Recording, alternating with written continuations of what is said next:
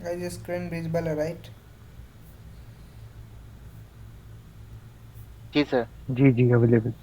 Okay.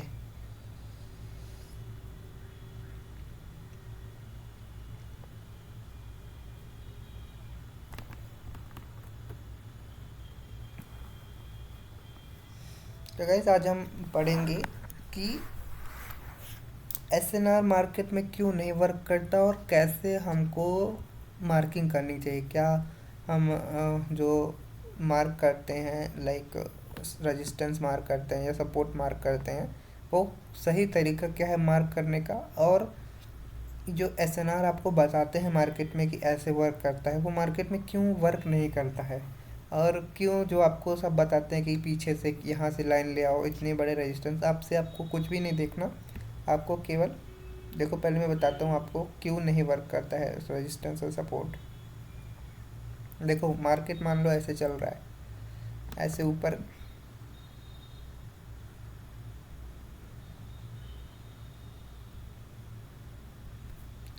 ऐसे मान लो ऐसे। अच्छा वाइट कलर है। ऐसे मान लो ऐसे ऊपर गया, फिर नीचे आया, फिर ऐसे ऊपर गया, फिर नीचे आया, फिर ऐसे ऊपर गया, फिर यहाँ से और ऊपर चला गया, फिर नीचे आया, फिर ऊपर गया, फिर नीचे आया, फिर ऐसे मार्केट अभी यहाँ पे है। जस्ट मेरा लैपटॉप।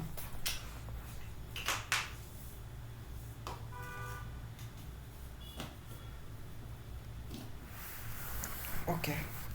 तो देखो अभी मार्केट समझ लो इस तरह से कुछ चल रहा है। तो अभी इसमें हो क्या रहा है, पहले यहाँ से बायर्स जो थे, सेलर्स कहाँ से आए थे, यहाँ से सेलर्स आए। सेलर्स कहाँ तक आए, सेलर्स यहाँ तक आए।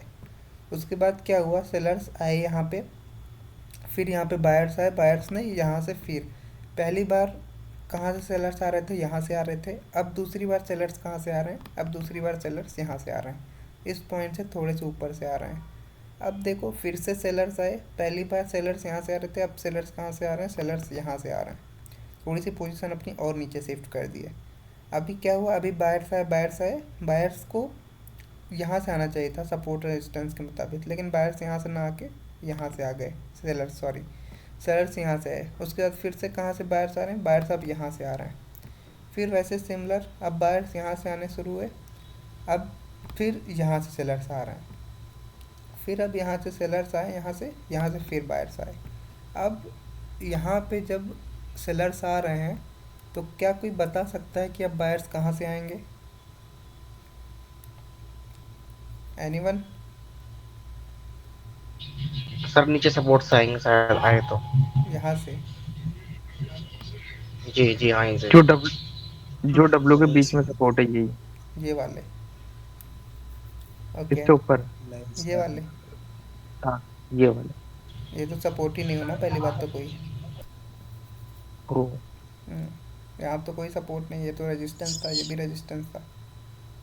अगर बायर्स को आने भी चाहिए, सर देखो यही यही होता है गलती। अभी आपको यूट्यूब पे क्या बताते हैं, अगर आप यूट्यूब के वीडियो देखोगे तो यहाँ पे आपको एक लाइन बना देंगे, यहाँ पे भी ऊपर था, यहाँ पे भी एक लाइन बना देंगे। बोलेंगे पहला सपोर्ट ये है, दूसरा सपोर्ट ये है, तीसरा सपोर्ट ये है। जबकि अभी आपको ये प्रीवियस एनालिसिस पढ़ के क्या मालूम हुआ कि जो बायर्स और सेलर्स आ रहे हैं उनकी पोजीशन फिक्स्ड नहीं है, वो कहीं से भी आ रहे हैं। और यही रियलिटी है मार्केट की। कभी भी बायर्स और सेलर्स को आप सपोर्ट रेजिस्टेंस के बेस पे जज नहीं कर सकते कि उनका जो एक मूव आ रहा है वो कहाँ से अपना मूव ख़त्म करके दूसरा मूव स्टार्ट करेंगे। और यही चीज़ को अगर आप डेप्थ में समझो तो यही चीज़ होता है मूविंग एवरेज। जो मूविंग एवरेज नीचे चलता रहता है ना, वो यही बताता है ऐसे कि पिछली बार यहाँ से आए थे सेलर्स, फिर यहाँ से आए थे बायर्स, फिर यहाँ से आए थे सेलर्स, फिर यहाँ से आए थे बायर्स। तो ये कुछ नहीं होता, ये मूविंग एवरेज होता है। अगर आप मूविंग सपोर्ट रेजिस्टेंस अच्छा आप मूविंग एवरेज लगा लोगे तब भी आपको पता चल जाएगा अगर आप सपोर्ट रेजिस्टेंस पे ट्रेड करें। तो इसीलिए कभी भी हमको सपोर्ट रेजिस्टेंस के केवल बेस पर मार्केट को नहीं जज करना चाहिए कि मार्केट में अभी आने वाले जो मूव हैं उसमें अपोजिट पार्टी कहाँ से आने वाली है। ठीक है। तो बेस्ट तरीका क्या है, एक सपोर्ट एंड रेजिस्टेंस को कैसे मार्क करें या कैसे सही तरीका है उसको यूटिलाइज करने का, क्योंकि बेसिक चीज़ें हैं लेकिन ये बहुत काम की चीज़ें हैं ये भी। तो अगर बेस्ट तरीका मैं बताऊं मार्क करने का आपको,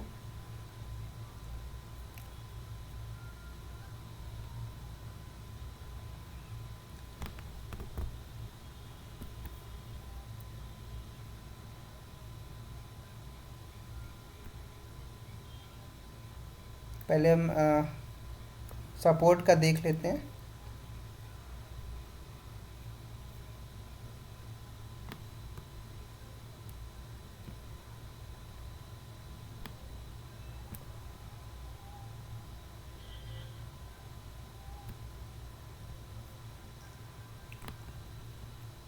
ऐसे दो कैंडल मिलके आपका सपोर्ट बनाएगी। तो अभी बेस्ट तरीका क्या है, सबसे जो रिसेंट का लेबल होता है, सबसे पहली बात हम कभी भी एक सिंगल लाइन नहीं ड्रॉ करते हैं, हमेशा जो भी होता है एक सपोर्ट रेजिस्टेंस सिंगल लाइन कभी भी नहीं होती, सपोर्ट रेजिस्टेंस हमेशा एक जोन होता है। तो हमको हमेशा एक जोन ड्रॉ करना है, और जोन में जो सबसे रिसेंट सपोर्ट रेजिस्टेंस होता है, सबसे रिसेंट जहाँ पे कलर चेंज होता है, वही जोन को हमको मार्क करना है। पीछे हमें इधर का क्या हुआ है उससे हमें बिल्कुल भी मतलब नहीं होना चाहिए। जो रिसेंट, मान लो अभी हम यहाँ पे एग्जांपल ले रहे हैं सपोर्ट का, तो यहाँ पे एक बेस्ट तरीका क्या है ड्रॉ करने का, एक सपोर्ट यहाँ पे ग्रीन कैंडल की आप बॉडी लोगे, और इस दोनों में सबसे बड़ी जो विक होगी आप उसको लोगे। ये आपका एक वैलिड जोन है। आप सपोर्ट रेजिस्टेंस आज से नहीं ड्रॉ करोगे, आज से आपको केवल जोन ड्रॉ करना है। और अगर आप रेजिस्टेंस ड्रॉ कर रहे हो तो रेजिस्टेंस के केस में ग्रीन कलर की बॉडी और इन दोनों में जो सबसे बड़ी बिक है वो बिक। और अगर सिमिलर रेजिस्टेंस के सपोर्ट के लिए आपको ड्रॉ करना है तो सपोर्ट के लिए मान लो ये है और एक ग्रीन कैंडल है। सपोर्ट के लिए अगर आपको ड्रॉ करना है तो रेड की बॉडी और इन दोनों कैंडल में जो सबसे बड़ी विक है वो, ये आपका सपोर्ट के केस में आप इस तरह से जोन मार्क करोगे, रेजिस्टेंस के केस में इस तरह। रेजिस्टेंस केस में ध्यान रखना है जो ग्रीन का बॉडी होगा वो और सबसे बड़ी विक, और सपोर्ट के केस में जो रेड का बॉडी होगा वो और जो दोनों में सबसे बड़ी विक होगी वो। इसमें किसी को कोई डाउट? आई थिंक काफ़ी सिंपल था ये। डाउट नहीं सर, क्वेश्चन है सर। यस। अगर मान लीजिए ऐसी सपोर्ट बना लेकिन वो हैमर बना तो बहुत बड़ा वीक हो जाए, पूरा जोन पकड़ लेंगे क्या? हाँ, वैसे तो ऐसी मार्केट ख़राब होगी, लेकिन अगर हाँ। आपको ड्रॉ करना है तो पूरा जोन होगा वो, क्योंकि ओके। विक किसी रीज़न से छोड़ी जाती है। विक अगर मार्केट में छूट रहा है तो उसका बहुत बड़ी रीज़न, इसीलिए कभी भी आप सिंगल लाइन नहीं ड्रॉ करोगे, कभी भी सपोर्ट रेजिस्टेंस एक सिंगल लाइन नहीं हो सकती, हमेशा वो एक जोन होता है जिसमें बायर्स और सेलर्स रहते हैं, उसी को एक जोन बोलते हैं। अगर आप देखो, आज से आपको यहाँ से अभी तक आप कैसे ड्रॉ करते थे, यहाँ पे एक लाइन लेते थे, ऐसे ऐसे ड्रॉ कर देते थे कॉमन पॉइंट मिला के कि ये कॉमन पॉइंट है, ये दो सपोर्ट है, इसको ड्रॉ करेंगे। लेकिन अब आपके लिए पीछे क्या हो रहा है उसकी कोई वैल्यू नहीं है। अगर मार्केट यहाँ चल रहा है तो आपका रिसेंट जो सपोर्ट है वही सबसे इम्पोर्टेंट है, क्योंकि ये यूज़ हो चुका है, इसकी पावर को इसने यूज़ कर ली है। तो अब इसका कोई भी मतलब नहीं है मार्केट में, इसको आपको ड्रॉ करने की बिल्कुल ज़रूरत नहीं है। अभी आपके लिए क्या इम्पोर्टेंट है, जो रिसेंट जोन है। और इसको कैसे ड्रॉ करोगे आप, मैं ड्रॉ करके दिखा देता हूँ 2-3 जगह।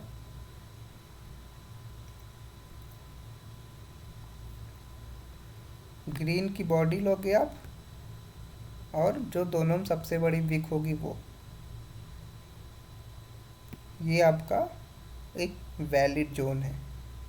इस पे चल के आगे सेटअप भी हैं हमारे, तो इसको थोड़ा सा ध्यान रखना कि ऊपर अगर रेजिस्टेंस बन रहा है तो ग्रीन की बॉडी होगी और दोनों में सबसे बड़ी विक, और अगर सपोर्ट बन रहा है तो रेड की बॉडी होगी और दोनों में सबसे बड़ी विक।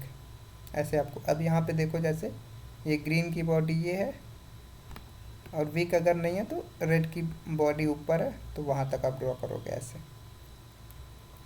सिमिलर यहाँ देखो, यहाँ पे देखो ग्रीनी कैंडल की विक है तो ग्रीन की बॉडी ग्रीन की विक ऐसे ड्रॉ होगा।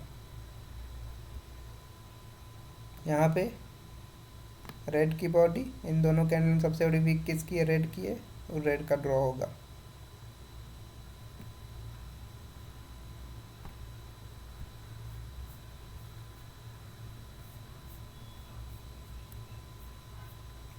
ऐसे अगर यहाँ पे ड्रॉ करोगे तो अगर दोनों में विक ना हो तो कैसे ड्रॉ करोगे, एनीवन आंसर? सिंगल लाइन से सर। यस, अगर दोनों में विक नहीं है तो वहाँ पे एक आप सिंगल लाइन ड्रॉ कर सकते हो, वहाँ की सिंगल लाइन से ही काम चल जाएगा। जैसे यहाँ पे आपको एक जोन ड्रॉ करने की ज़रूरत नहीं है, यहाँ पे आप सिंगल लाइन ऐसे ड्रॉ कर सकते हो। विक की बहुत वैल्यू होती है। विक आप जब लिक्विडिटी पढ़ोगे तो विक आपको पता चलेगा कि कितना यूज़ होता है मार्केट में। जो मेरी आप ट्रेड देखते हो विक से एंट्री होती है, वो विक जब लिक्विडिटी लेती है तो वहीं पे एग्जैक्ट एंट्री ली जाती है, तो वहीं से मार्केट रिवर्स होती है, तो वो सब आपको पता चलेगा। यहाँ पे देखो ग्रीन रेड का कलर चेंज है, यहाँ पे कैसे लोगे, ग्रीन का बॉडी लोगे, दोनों में सबसे बड़ी विक कौन से, रेड की, रेड की विक लोगे। यहाँ पे हल्की सी रेड में विक है तो ऐसे।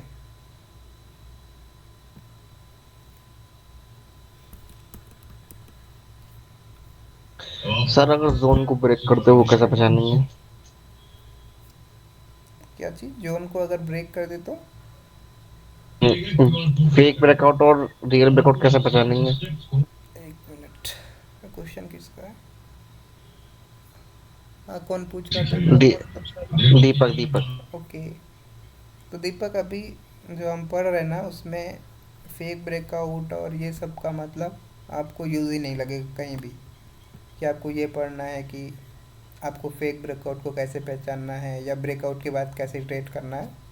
तो ये सब जो सपोर्ट रेजिस्टेंस पे ट्रेड करते हैं वो आपको बताएंगे कि यहाँ पे ब्रेकआउट हो गया, यहाँ पे कंफर्मेशन कैंडल का वेट करो, अगली पे डाउन ले लो।